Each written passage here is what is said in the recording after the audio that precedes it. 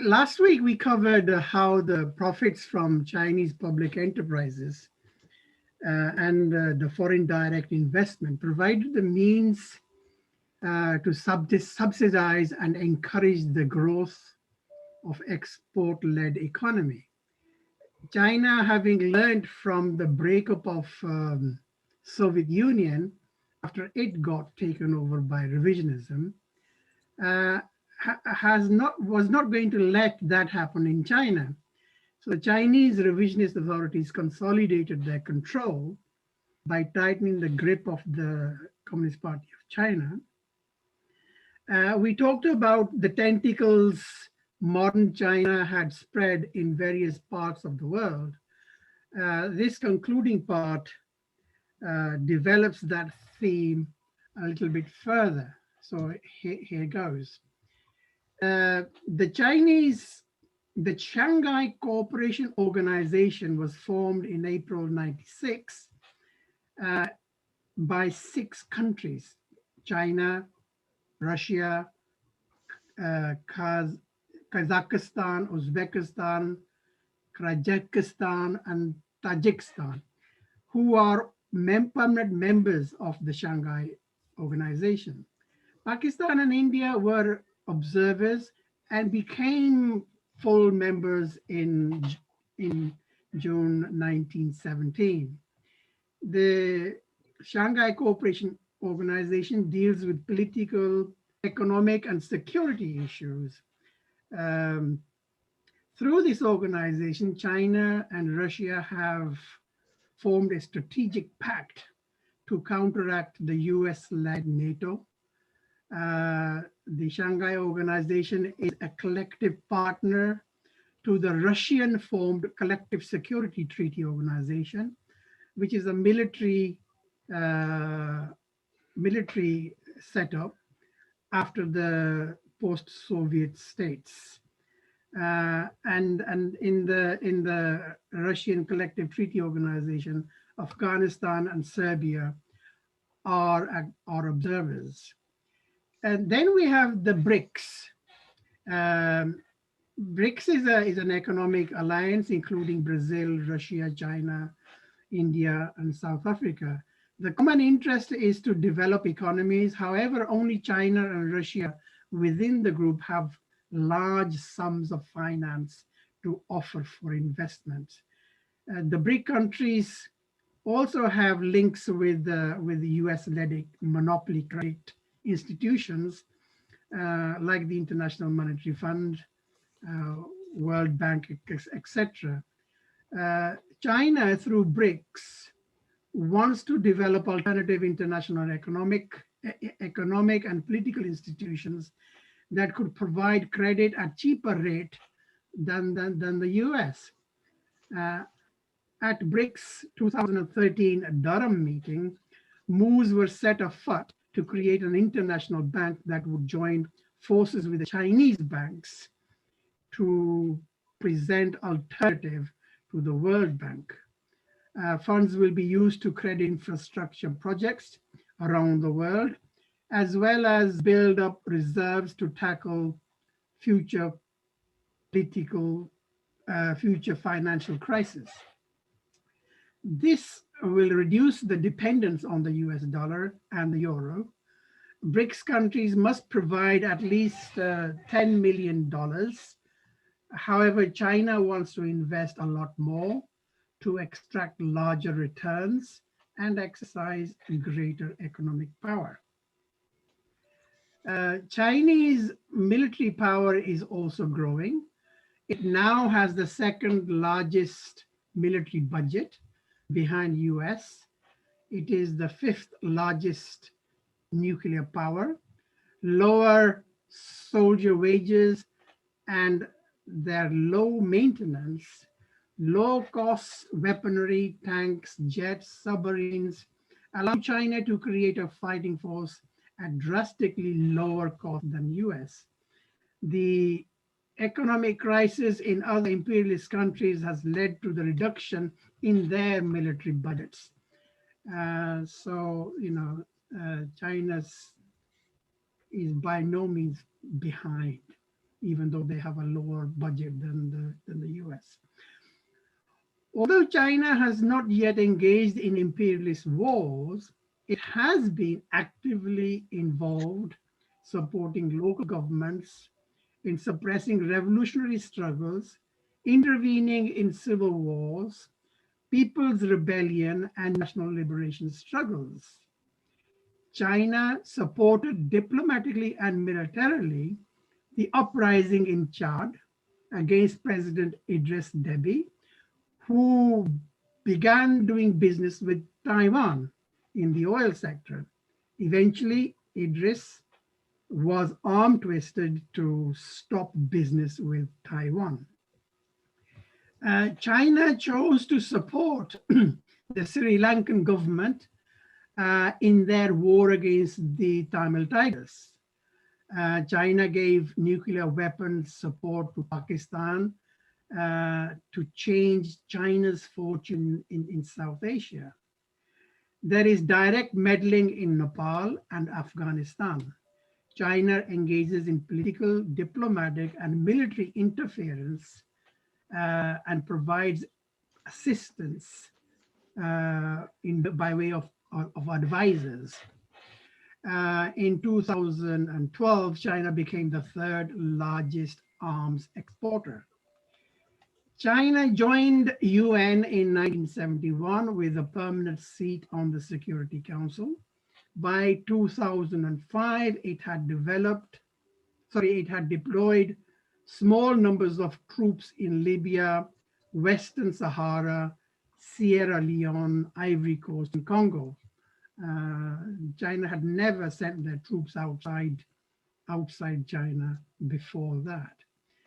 The Gwadar port in Pakistan, the Gwadar port in Pakistan and the Djibouti military base in the Indian Ocean will increase from 20,000 to 100,000 soldiers, I guess. China maintains military cooperation with 6 African countries and provides training for the Chinese hardware that they acquire, which they buy off China. So Chinese, describing the renegade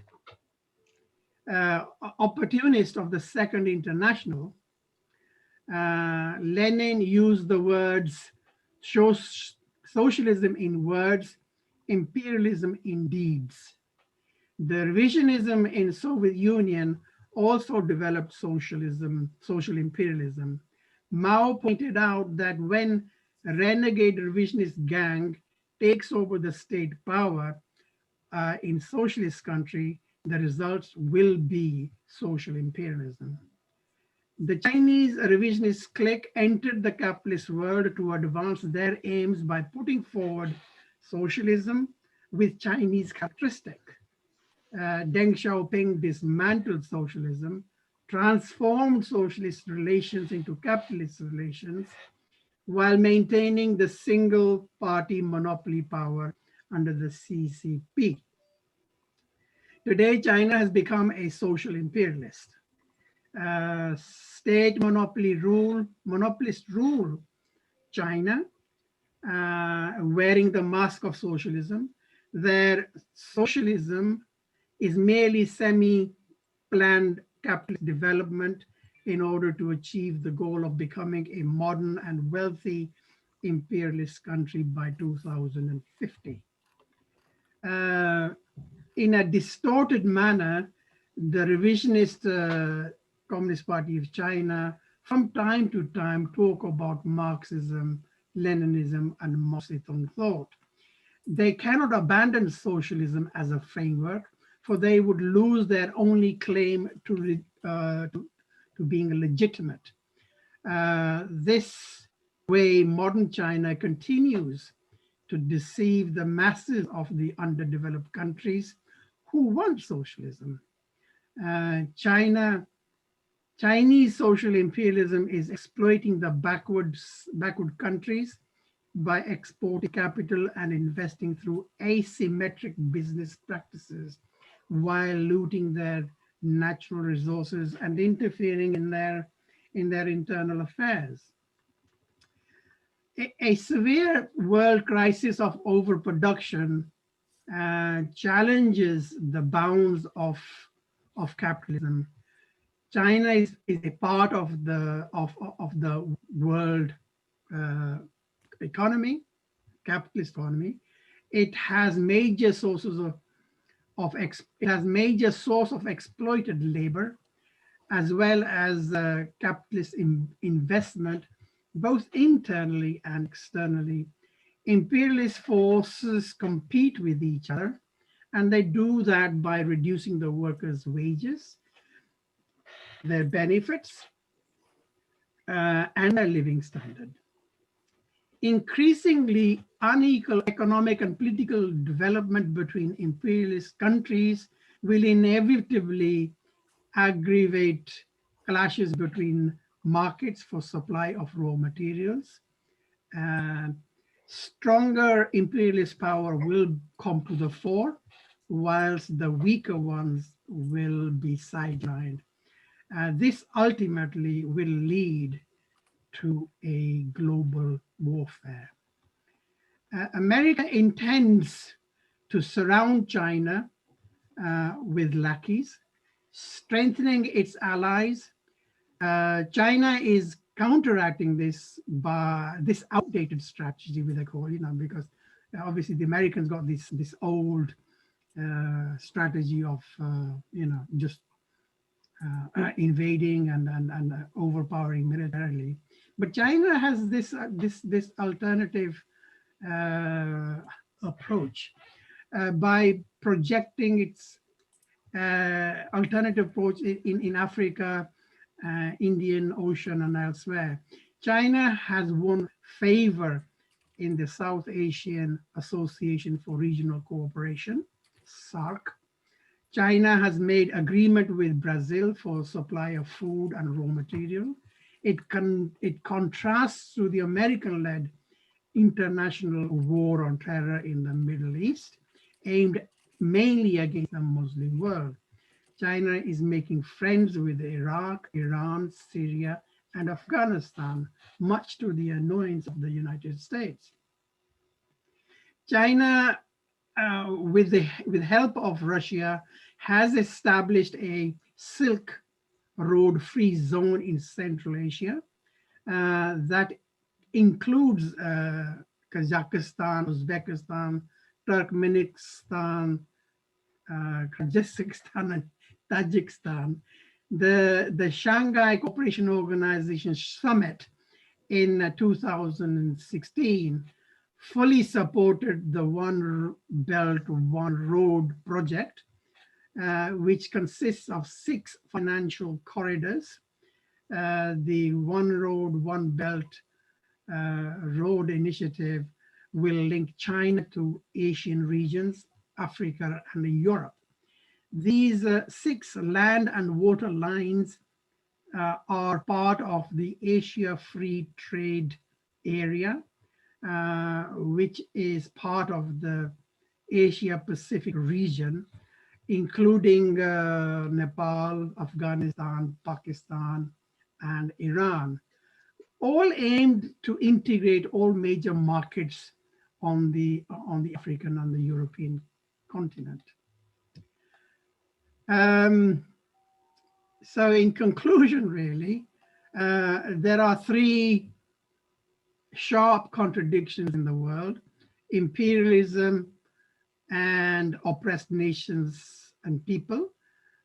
This is the principal contradiction, which affects the other contradictions. The third contradiction is bourgeois class and the working class in the capitalist and the imperialist countries. The inequality between imperialist countries and monopoly capitalist players. And the inequality between the monopoly capitalist players. People throughout the world are awakening to imperialist exploitations and the horrors that go along with it. Contradictions between social imperialism and the oppressed people is growing. At the same time, in China, contradiction between bourgeoisie and the working class is growing. All these struggles will intensify. World war is in the making. Struggle will go on until the end of imperialism or the end of us all. Basically, that's the conclusion which the document comes up with. So, on that rather somber note, I ended the review. Um, and before I say over to you, Thomas, I would just invite, I would put forward some questions to us all. Whether you were, whether you knew that you were of the opinion that China was a social imperialist before this document was read or reviewed, and whether you or not, and whether this document has actually altered your views and thoughts. I would be very interested to know that. So over to you, Thomas. Thank you.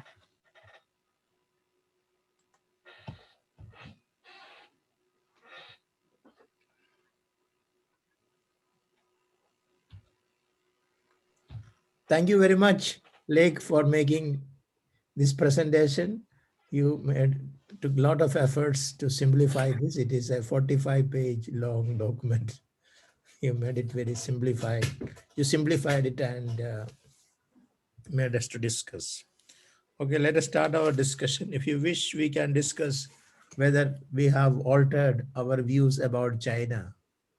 Personally, I didn't alter my view. I thought China was imperialist by looking at their foreign investments. They were no more a socialist country. Could we possibly make time to talk about COVID and India at the end? That is Abu's. Abu is asking us, can we discuss about COVID? We had a brief discussion on COVID before we started. We can carry on. We can have a discussion. Okay, let us start our discussion. Okay, Kalpana.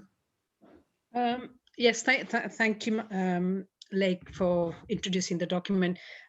This time around, when I read it, what I wanted a little bit more clarification was when we say social imperialist versus state monopoly capitalist, isn't one more political and the other's more economic term for the same thing?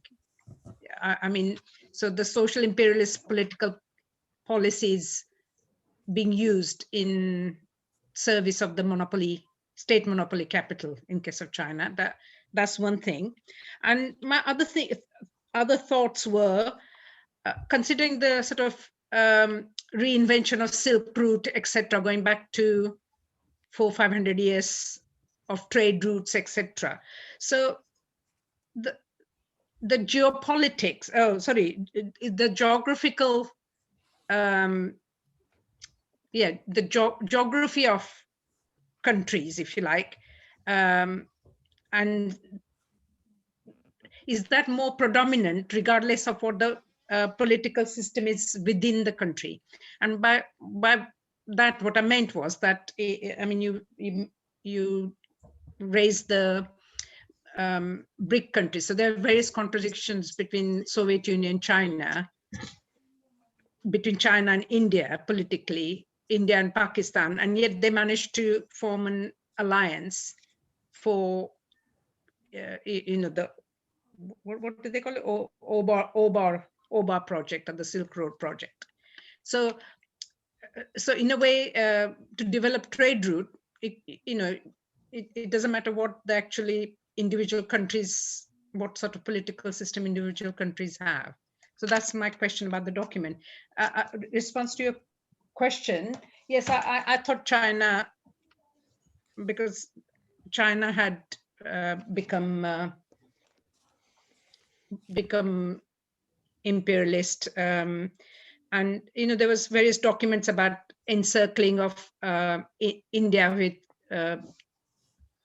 from various countries, forming naval agreements with all the way down Cambodia, Vietnam, etc., or Sri Lanka and all that. But then I sometimes worry whether my thinking is affected by the fact that I'm Indian, and then the whole, narrative from the Indian nationalist point of view as well. So, sorry.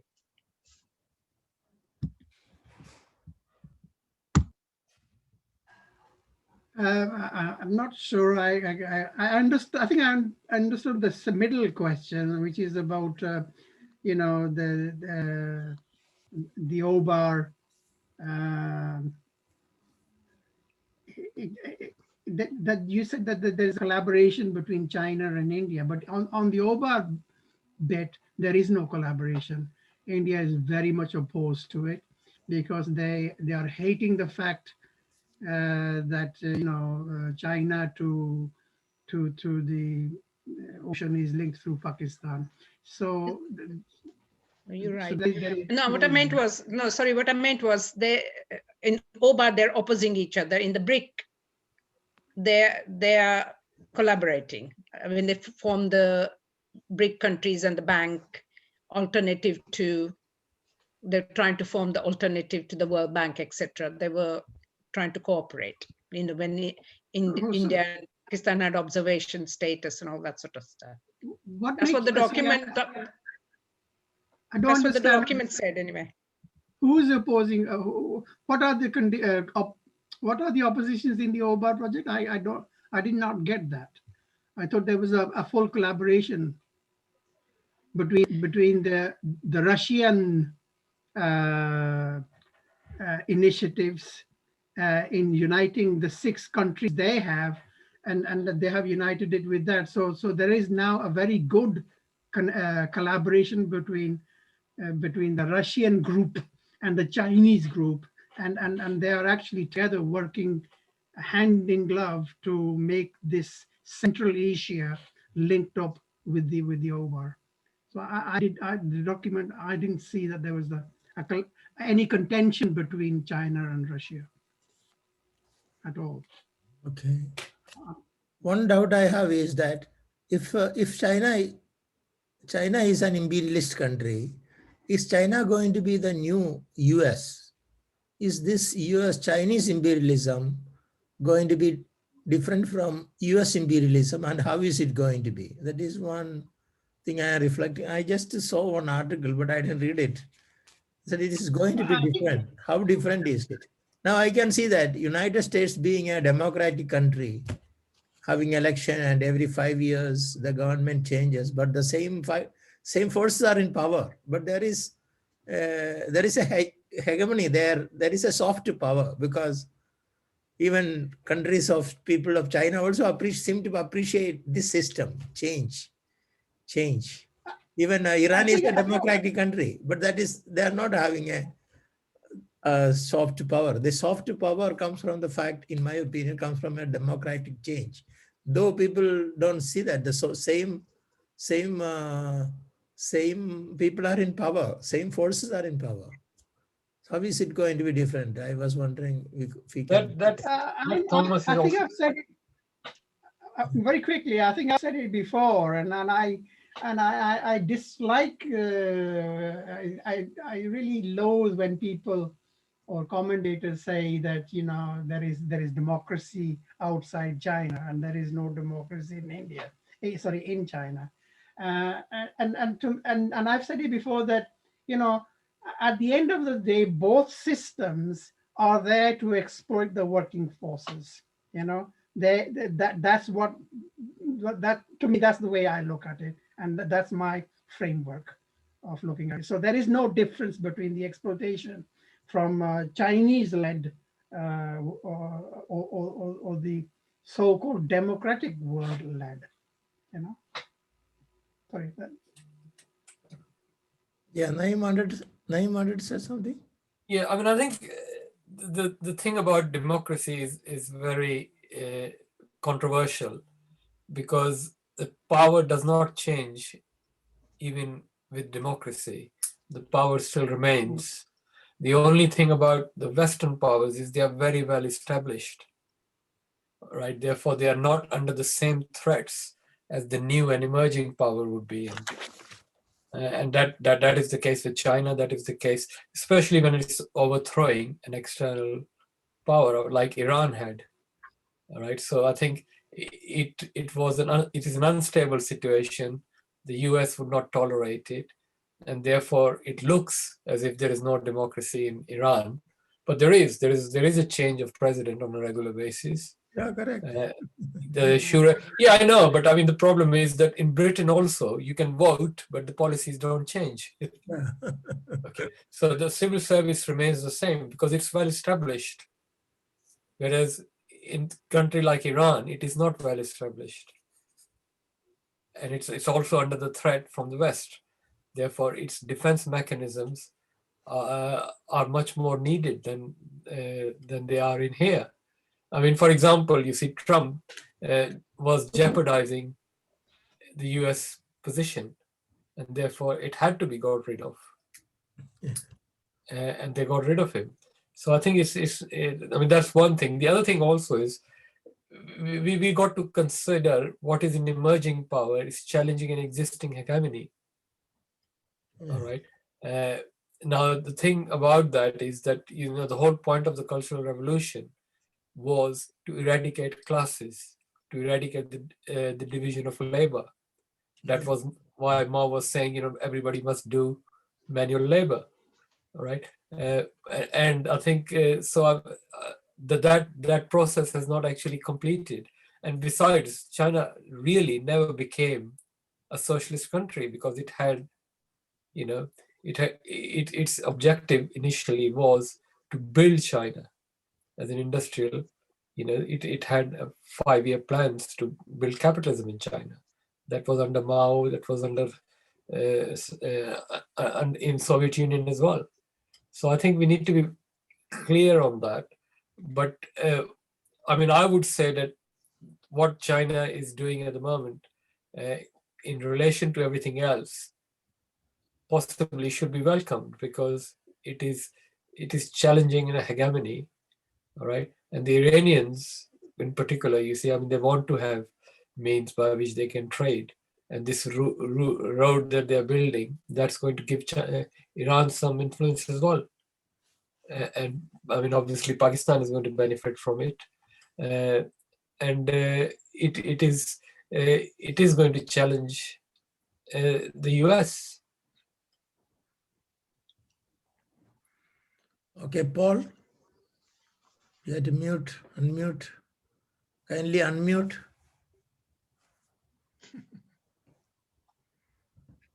Okay, thanks, Lek, for your summary of a complex paper.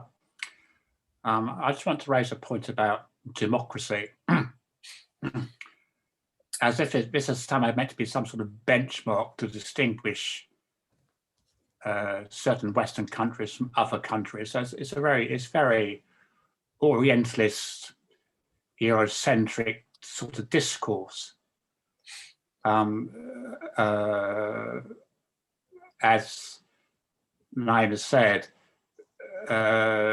democracy is just a term which covers up a multitude of sins. And I have no more power and influence as a voter in the UK to change things as does any Chinese peasant in China. So this notion of democracy is a complete red herring. It's what's called a straw man argument, quote unquote.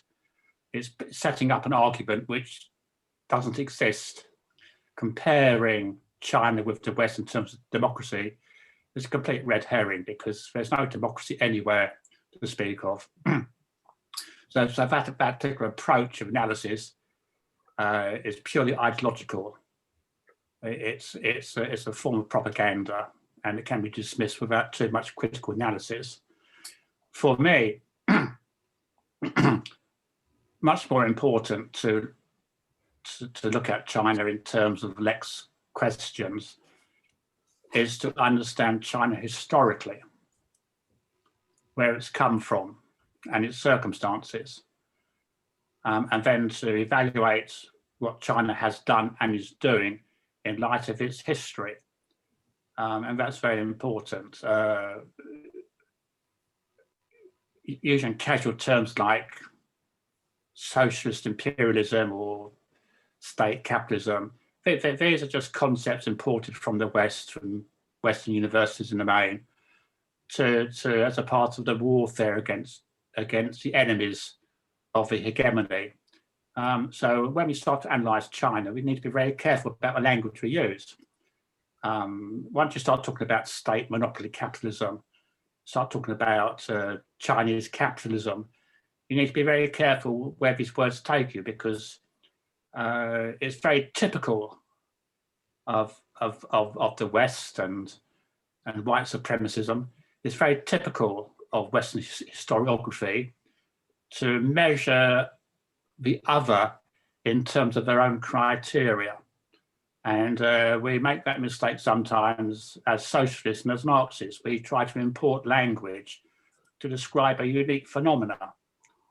So if you want to understand China, and if you want to critically appraise China, you have to be careful about the language we use. And on that kind of premise, China retains many features of socialism for historical reasons, and it's a long debate. There is a difference between Chinese foreign policy, so-called Chinese imperialism, and Western imperialism. There are historical differences, and we need to be aware of these nuances. So all I'm saying, let's caution our language about how we try to understand a phenomena. It leads us up cul-de-sacs, and we end up often incorrectly criticizing a phenomena because we're using the wrong language to understand it. Okay. Abu, or Lek wants to answer it now or later? Abu, I give way. Yeah, Abu, go. Abu. Thank you, Lek. I read an article, I should have shared it in the group, that Australia is now going to increase its military spending because of China. And I think I've read the articles that China is going to overtake the US to become a bigger superpower by 2030 or 50. And I think that the West is preparing for a war against China, Okay, Lek. I think we can come to the Australia bit afterwards. If we could just go over a couple of things that has been raised. One thing is what Malik has said, that China was never socialist. It developed capitalism. I would take issue with that one. The Chinese Revolution succeeded, in my view, or in establishing the dictatorship of the proletariat. It did not eradicate bourgeoisie. It did not eradicate feudalism, right? But that was the task of the Communist Party under the dictatorship of the proletariat to change these means of production and the ownership of the means. So yes, where after the revolution, where there was feudalism, people had to be weaned off feudalism and weaned with perhaps capitalism. But all this was being done under the dictatorship of the proletariat, and this is where the dictatorship of the proletariat, after so many years of struggle, actually lost, and then we had the resumption of the dictatorship of the bourgeoisie. So that is my understanding of it. So there was a period when China was a socialist, and there was that trend. So that was one. The other point, about democracy is, the Western world has a different model of democracy, and the Western world's model of democracy is it is bourgeois democracy. You know, the bourgeoisie elect, you know, in a democratic way, which sections of the bourgeoisie is going to form the government and form the ruling party. But in a proletarian dictatorship, there is democracy, but it is democracy from the below. You know, you don't need to have multi-party systems in a proletarian dictatorship, where you rely upon the democracy within the workers cooperatives and you know, and the communes and things like that, where people decide what to produce, when to produce it, you know, and when to change the production or when not to change the production. So that is that. So what I want to make is that it is a misnomer to think that communism doesn't have democracy. Chinese is the communism is supposed to be the most best form of democracy we can develop, according to Marxism. So, you know, and this is why I quite agree with Paul. You know, we have to be very careful when we start banning these democracies and not democracies words around. That's it, really. Okay, Naeem wants to speak. Before that, there is, and then James. There is two questions. This is from Abu. How are there millionaires and billionaires in China? Second question is, am I correct in that, this also comes from Abu, am I correct in that socialists want democracy in the workplace? Naeem, and then I think what I wanted to say was, I think Lake, if you want, you can answer this question, discuss these questions, okay? Make note of it.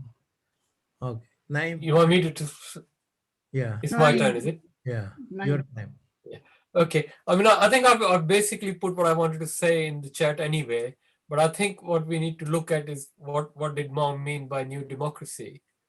And it wasn't just the dictatorship of the proletariat. In fact, he doesn't say dictatorship, and he contrasts it with what happened in Soviet Union. And he calls it the peasantry, the proletariat, the petty bourgeoisie, and the national bourgeoisie. Okay. And in fact, he called them the revolutionary classes. So I think that's what we really need to look at. Maybe we need to revisit Mao's new democracy. Okay, James. And then this is a very long and detailed document, but it's very well researched. But I'm very dubious about it. And that started off from my reading of the very beginning of the document, where it marks a complete dichotomy between the period before Mao died and the period after Mao died. It is totally uncritical of the Great Leap Forward and the Cultural Revolution. It doesn't appreciate that there was a two-line struggle going on, and the two-line struggle involved, on the one hand, the rightist revisionists, if you like, and on the other hand, the left. And there were left adventurists involved as well. Sometimes the two things came together. But I think that was reflected in India, that two-line struggle. I think that the Marxist-Leninist movement in India also developed a rightist and a leftist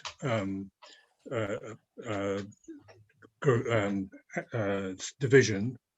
I believe that this particular group has always been on the leftist side, and the fact that they uncritically assumed that everything in China was fine up until Mao died, that they have no criticism of the Gang of Four, they don't understand the mistakes that might well have been made in the Cultural Revolution and even before that.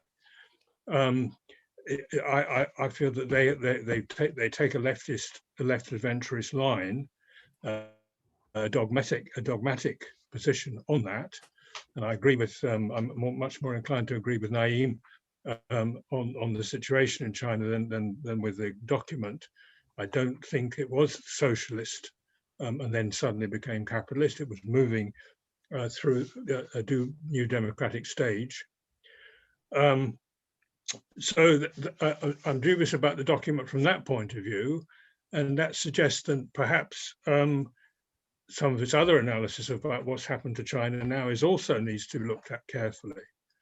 And although that all the statistics and the facts are very convincing, I think it's also, again, I would agree with Naeem, you have to see it as effectively a rebellion by the third world countries, whatever the countries that were oppressed by colonialism, against the old imperialism, and that there are positive things in the way in which China is opposing the status quo and the American imperialism and its cronies.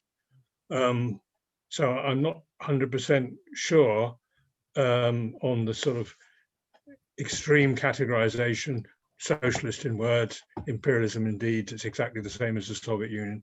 Again, I think it may well be somewhat dogmatic in that respect as well. On the other hand, that's my doubts about the document, but I can understand why the document is important and why it's done in that way, if you look at it from the Indian point of view, because the Indian point of view, they're at the point where they're struggling for revolution in the first place, and in the past, the Maoist movement in India was totally sycophantic in relation to India. They said Chairman Mao is our chairman, and other things like that, which were totally wrong. To now analyze China and show that this is not a road that the Indian movement should follow, I think that's important from the point of view of the analysis of the situation in India and the way forward. So I think that's to a great extent, I think, why the document presents itself in that way. And although I'm not convinced by it, I think it probably has an important effect in the way it's being used by the party in order to develop their own strategy in India. Okay, thank you, Paul. Yeah, I just pick up a couple of points, which Naeem has prompted me to remember. In contrast to the Soviet Union, which was an attempt at a dictatorship of the proletariat, that's a wrong term to use in the history of China. Mao was quite explicit about this. He saw the move to socialism and to communism would be via the peasantry. In fact, so the complete opposite of the proletariat. He saw that if the peasantry were guided through a vanguard party, i.e. the Communist Party, then the peasantry itself could engineer a communist socialist revolution. So Maoism, and we haven't discussed Maoism in any great detail, but Maoism is a distinct branch of communism. It's different. It's different from Marxist-Leninist, and it's different from Trotskyism. It's a distinct branch. It's a kind of a third prong. And to understand China, we must understand Maoism, which we won't have time today to discuss, I don't think.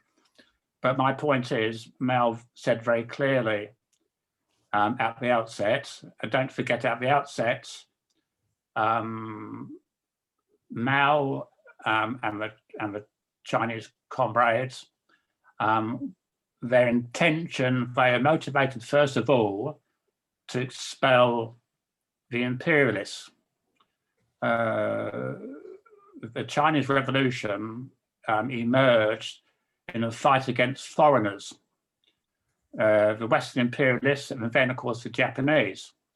So that struggle, that armed struggle against imperialism, is a part of today's understanding of China. It's a legacy which we need to contextualize. Internally in China, Maoism stressed the importance of engaging with the peasantry. Don't forget that in 1949, 85% of the population were peasants. Rich peasants, landlords, and poor peasants, agricultural laborers, tenant farmers. China was essentially an agrarian country, and Maoism evolved within that context. So there's no talk about the proletariat as such. It's about revolutionizing the peasantry to leap forward into a communist socialist society. We know about what happened in the Great Leap Forward, which James had intimated. Mismanagement, depending on who you believe, between 20 to 45 million people starved to death during this period, not just because of the climate and agricultural misfortunes, but because of mismanagement of agriculture by the party. There are many mistakes made, and so on and so forth. But the point is that China is today what it is today for two reasons.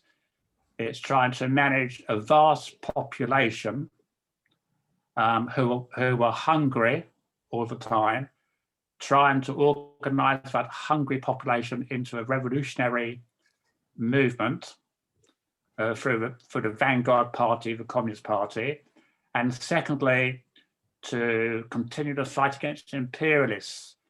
So, for example, China was involved in the war in Korea and Vietnam. They are fighting against American imperialism. So there's two-pronged aspect of China. Its external policy and its internal policy derived from these historical facts. And we need to judge China's situation today in terms of those historical legacies. China, even today, 40% of the population works in agriculture. So managing vast populations subject to the vagaries of harvests and famines and droughts and all sorts of things, trying to manage an agricultural economy whilst at the same time developing industrial capability has been one of the great challenges for the Communist Party of China. And I think we need to begin to understand China within that kind of context. Okay, Lake? Can I just add on to that, Paul, that the Great Leap Forward came within few years of the revolution, we're talking about 1956 from 1949. 55 to 61. Sorry? Yeah, okay,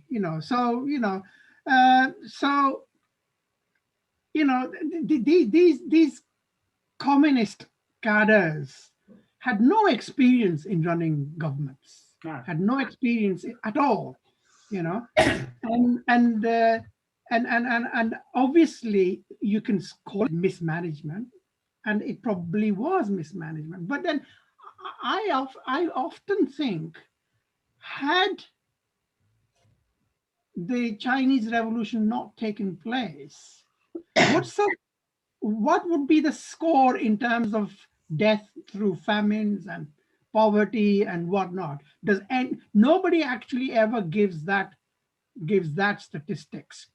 They always give the statistics to demonize the Great Leap Forward or the Chinese Communist Party. So that was the point I've always I've wondered about, Can I just say, I'm not demonizing China. I'm just trying to describe some of the facts.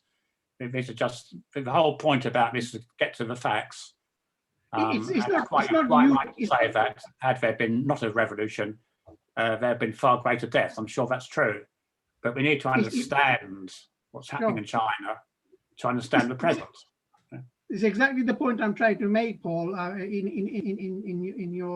In agreement with you, because everybody talks about, the death tolls that happen after the Soviet Union revolution, the death tolls that happen after the Chinese revolution.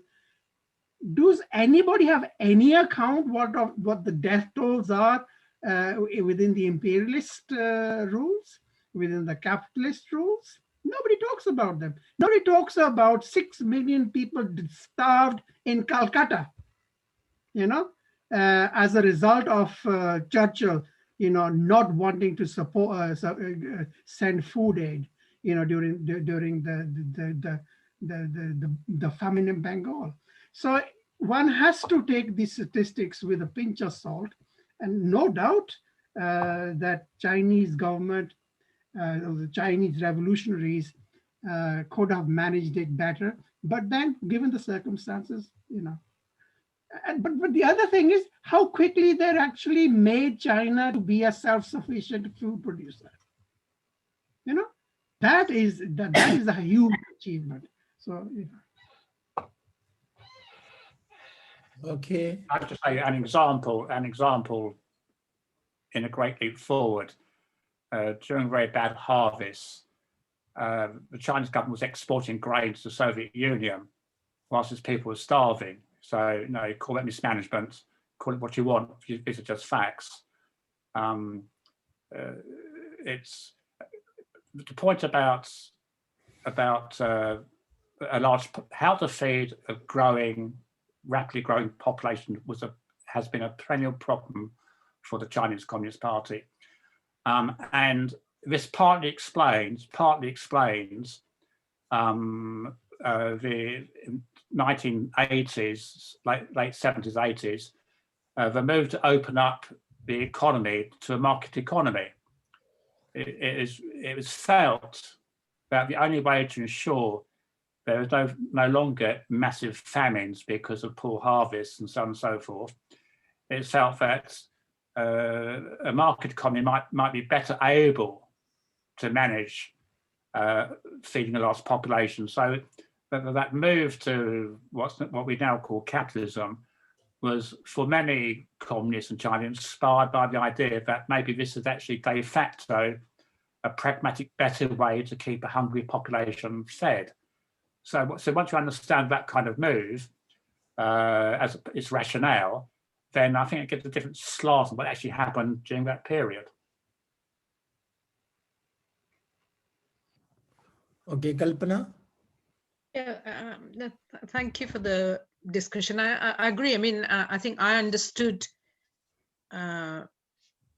communism, if you like, or the left thing. My political understanding was through understanding Maoism and application of Marxism in a third world country. And I think the theory of three worlds, alliance of workers and peasants and new democratic revolution started to make sense to me in relation to India, because there was a parallel country. And so all that I would be very pro-China.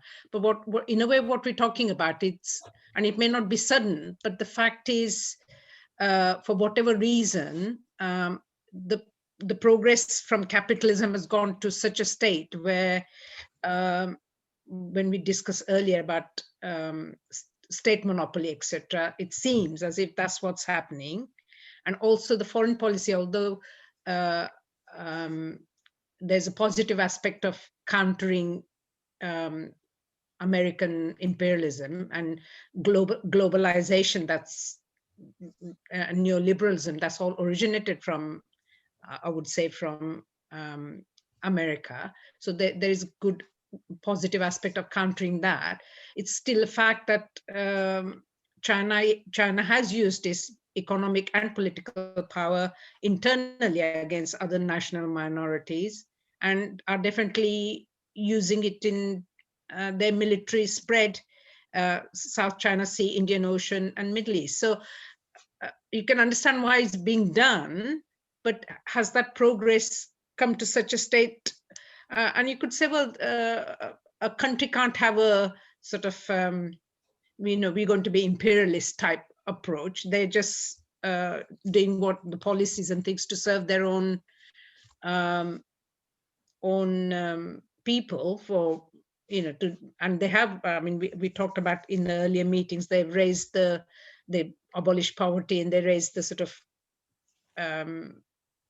services, etc., available to average person to such an extent from where they started in 1947, 48.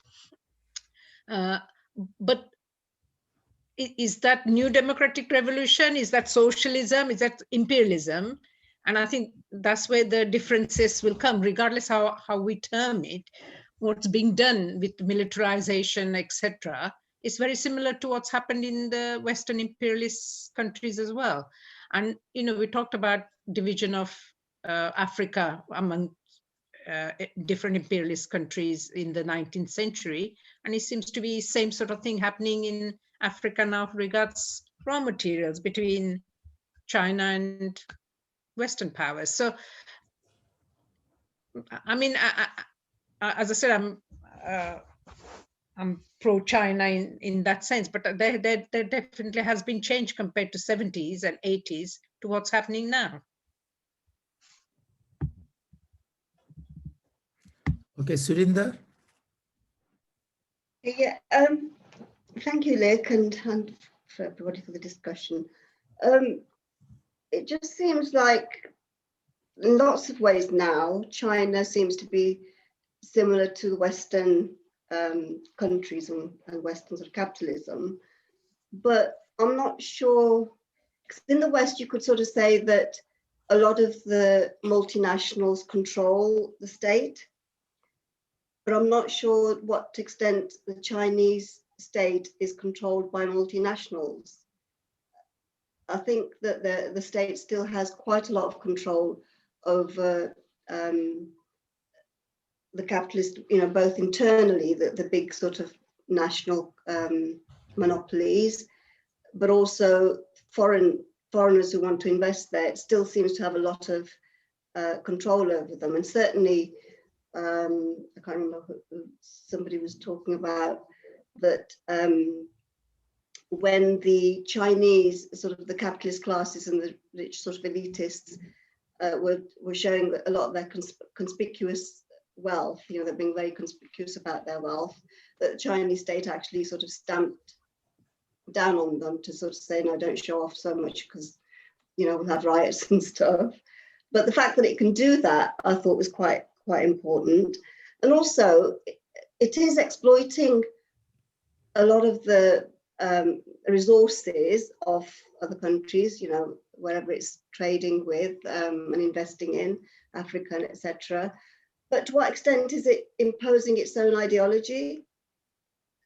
And to me, that still asks a question about, is that then imperialism in the same form that the Western countries have done that, or is it a different matter? And also, I think in a very different way, China is very different from the West again, because it has a long-term plan. There's no other country apart from Russia, I suppose, that has a very long-term plan, because of the one-party state, that it can control its development, or the Western countries and democracies can't do that because they're so short-term. They can only go on a 4-year plan or a 5-year plan at the very least, at the very most. Whereas you've got you can have a 20-year plan and stuff. So, and again, it seems that maybe there's something in that China might be able to develop in a different way than just sort of Western capitalism, and therefore, question its sort of imperialist nature. I don't know. These are just questions that come up. And yeah, to democracy, I don't hold any significance to Western democracy whatsoever.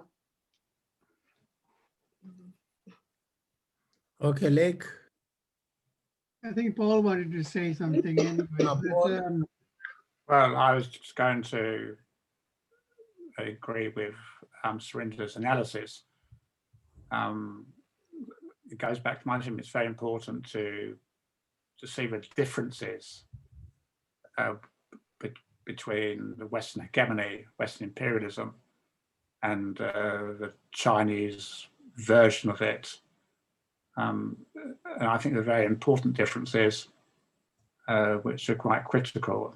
I mean, I just read, for example, from a reliable source that in terms of COVID, China has given millions of doses to very poor countries on a wide scale.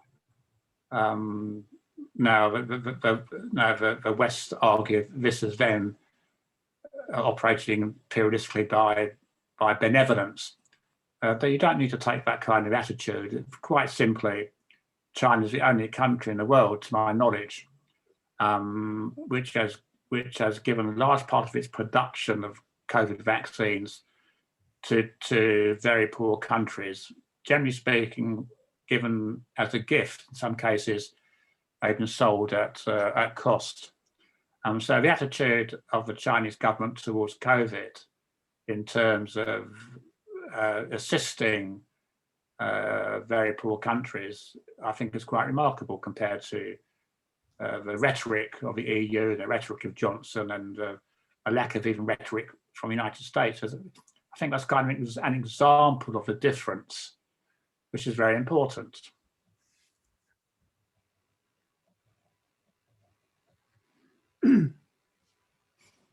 Yeah.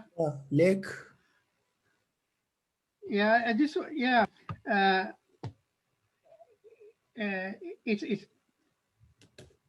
Chinese Communist Party is heavily infiltrated and controlled, and has membership in the government from the oligarchies, the monopoly capitalists.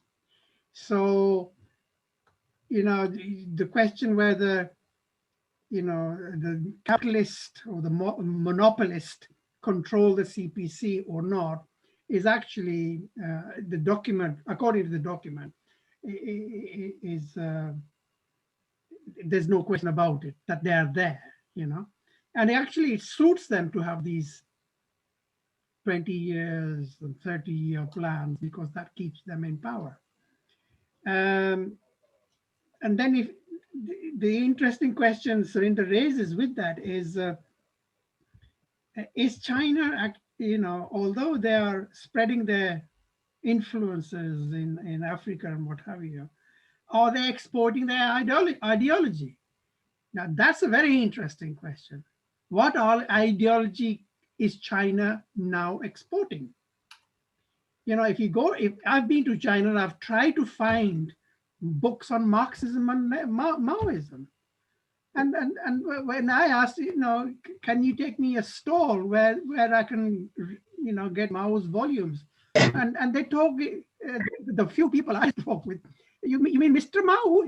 And they don't call him Chairman Mao anymore, So you're not going to see,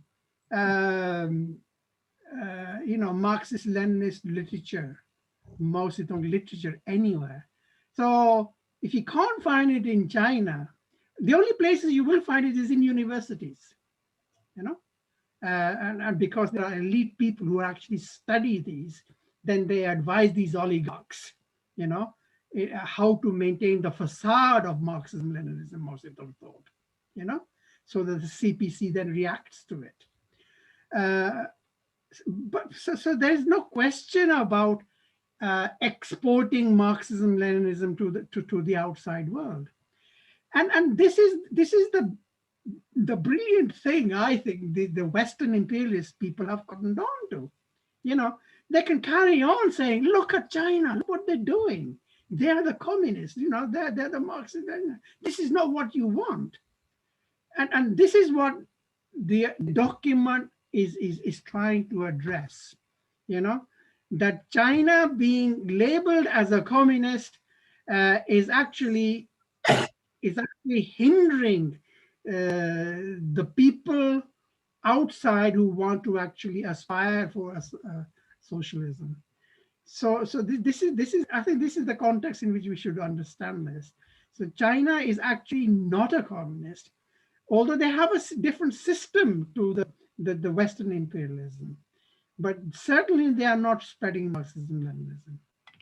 Thank you.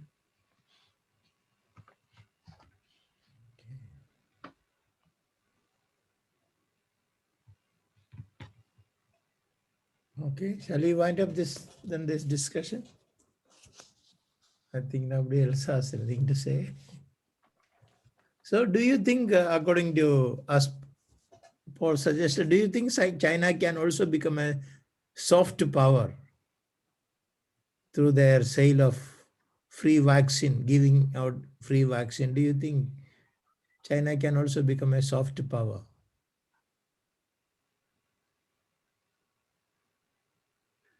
I think Ask me that question. these are, sorry, go on. Sorry, well, can I you- think can these you- are very,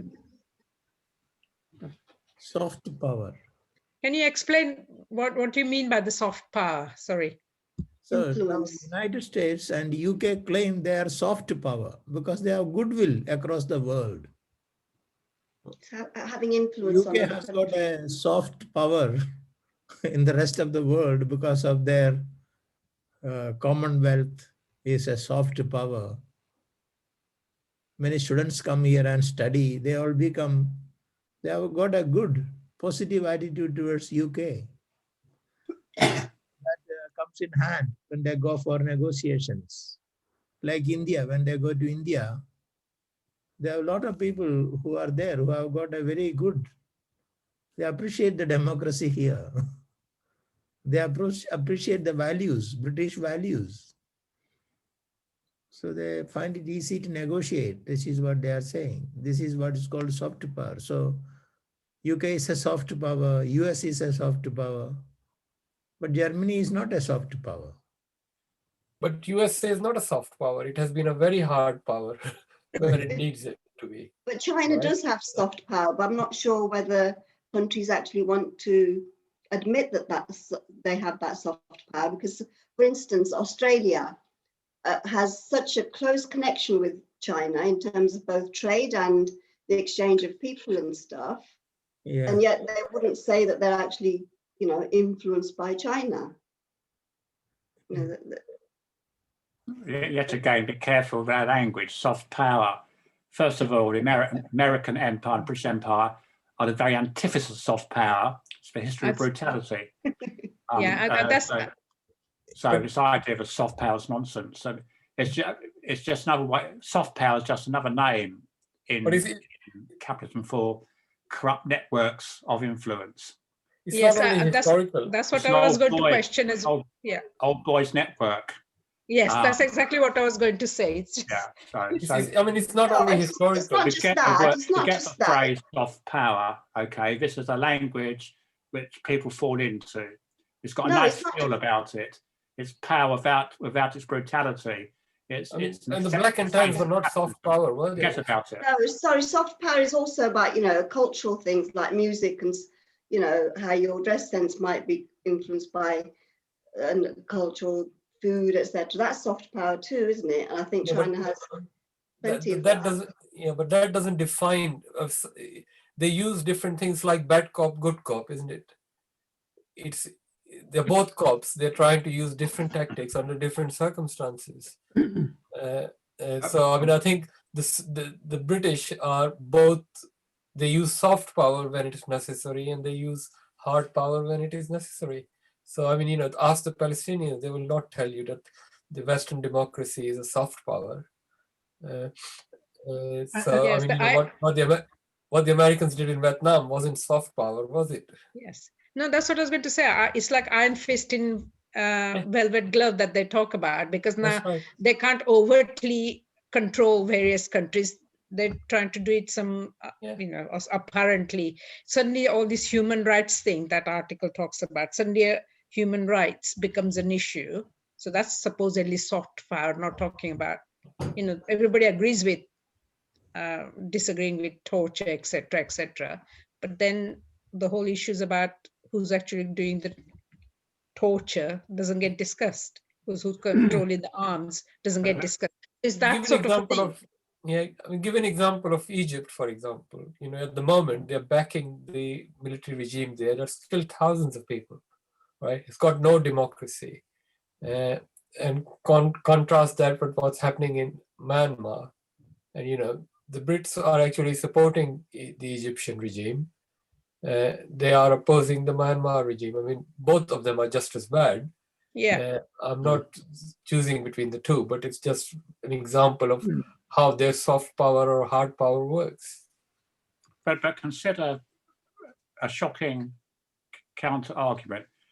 Maybe it's just possible that the Chinese export of vaccines to poor countries is purely humanitarian and purely based upon benevolence. Why do we always have to assume that is something devious and negative? There are some nice people in the world. They don't live in this part of the world very often, but there are nice people and they do nice things. You could say it's internationalism, yeah. It may just be possible that's the account which is accurate, just like with Cuba, which you know, sends medical brigades to earthquake victims, to all sorts of things. They do it out of solidarity. So just imagine that just might be the case in China. The other side shock of horror. Internationalism. The other side of soft power is you know, you create all sorts of NGOs, you know, and you know, creating water, you know, purified water in Africa, so that people can have clean water. But these organizations are there to create a commodity out of water, you know. So that is actually soft power, you know. You talk about you know, all sorts of educational establishments, NGOs trying to educate the tribals in Brazil or Jharkhand or Chhattisgarh, you know. Excuse me, just 1 minute. And that is soft power, but the actual essence is to actually pacify the people, to you know, against revolting against the mining corporations and things like that. But the soft power, and I just thought in mind, you know, the hippies, you know, they had soft power. I didn't see them changing the world at all, you know. Okay, then thank you very much. We shall wind up. Philippa's got a question. Naeem, can you hang on to Philippa, please? Naeem? Yeah. Hi. I just wanted to check, have you advertised May Day? Sorry? Have you advertised May Day? Yes, I have. In fact, that's why I've sent you a link on here. Yeah, okay. There's a meeting because Radha D'Souza is going to be speaking. Yeah. On the May Day on the first 1 p.m. I think the website is there. If you go to btuc.org. Yes, I've seen it. I just wanted you to tell the group. We need an email or a WhatsApp message, because these messages disappear when the Zoom goes. No, I will put this on the WhatsApp group as well. Okay. Yeah. Who is Marie Hill? Who is Marie Hill? Oh, she's not coming anymore. Oh, who was she?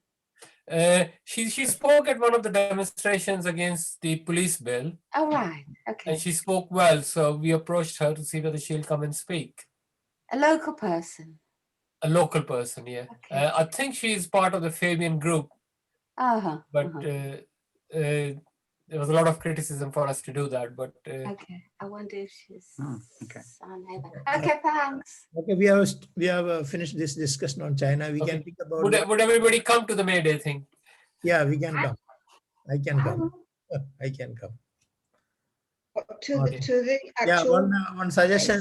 Philippa has. Well, there are two events. There's going to be a protest outside Victoria Square at 11 a.m. 11 a.m. Okay. And then there is also going to be the rally at 1. I suspect the rally at 1 would be probably more important. And so if we come there, we have to come home and attend to that. Yeah. Yes. A hard life being a revolutionary, isn't it? Yeah. So what I wanted to discuss is this document that Philippa sent. Okay, excuse me. And what I want is that what she is suggesting is that In Glasgow, some activist group came together and produced a document which shows that public provision there is a, they're not arguing, they are providing an argument for public provision of free transport is cheaper than private provision, because many of these they have provided a cost and benefit analysis. These Yeah. public transport, transport in the cities, they are subsidized by the government to a great extent. So if Yeah. you make it free, then more people will take Use it. those buses and leave the taxi, their private vehicles, and it would be more beneficial environmentally, even economically. So what she has asked me is that do a study, similar study for Birmingham. What I want to Okay. suggest to this group is, we can think about taking this group. I will talk to some of my colleagues, but in my department, there is no transport economics. This study is done by a specialist transport economist. In my Okay. department of economics, there are 70 economics, but there are nobody specialized in transport economics. Well, in fact, that's the debate that's taking place in the. Yeah. Yeah. That's the debate that's taking place in Birmingham at the moment, as part of the environmental issues like the clean air zone. Yeah, we as a group, if we take an initiative and take our discussion to the public, to the Yeah. beneficial, Yeah. we can take out bring out a document, and that can become a discussion point for TUC, other trade unions, Yeah. and it But- create a public interest. That is, I think, what that's Philippa has gone. Philippa is there. I No, think I haven't yet. it would be a real contribution to the society, to our community. Tom, can I just check next week's subjects?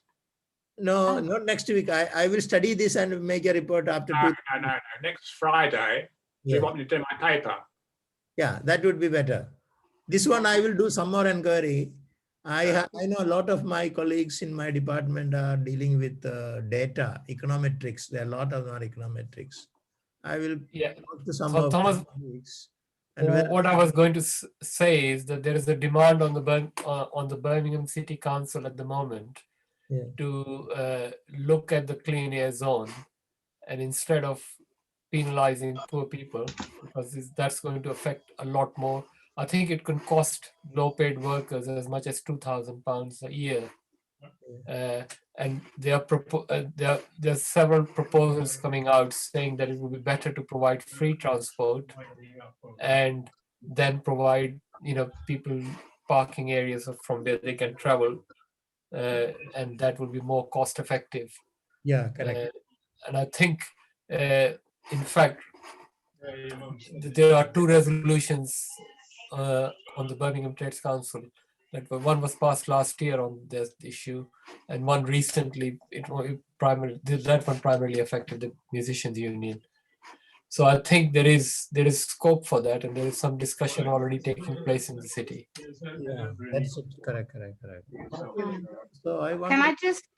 Can I just say, a lot of people, most people in the city, in Birmingham, think that the buses are council buses.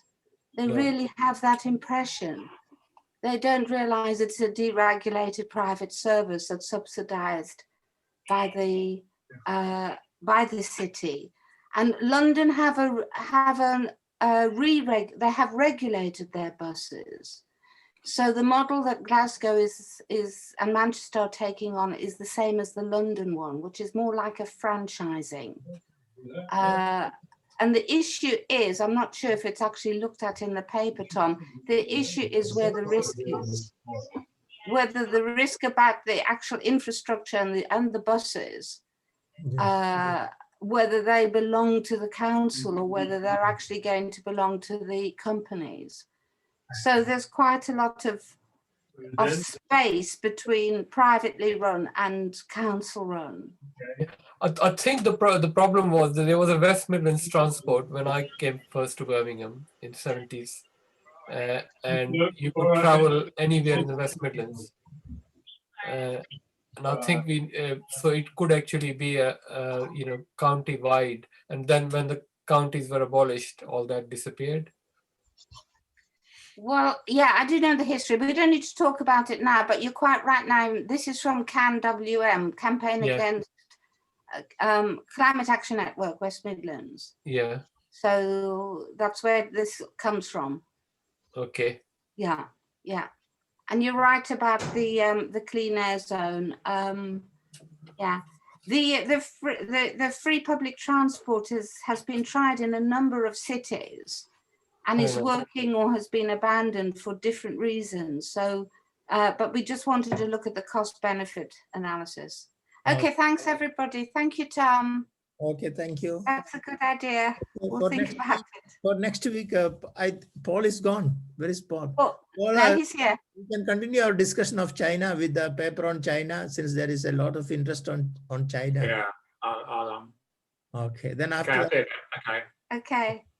So Okay. Good. Okay. paper has been Thanks. circulated by Paul from monthly review on China, and Paul will make a presentation on that. I can send it that around again. Paul can You send it. resend it on, yeah. That will be helpful. Thanks very much. Bye. Okay. Bye, everyone. Bye. All right. Do you need to see the chats No, now? that's I can end the meeting. Okay, thank you very much.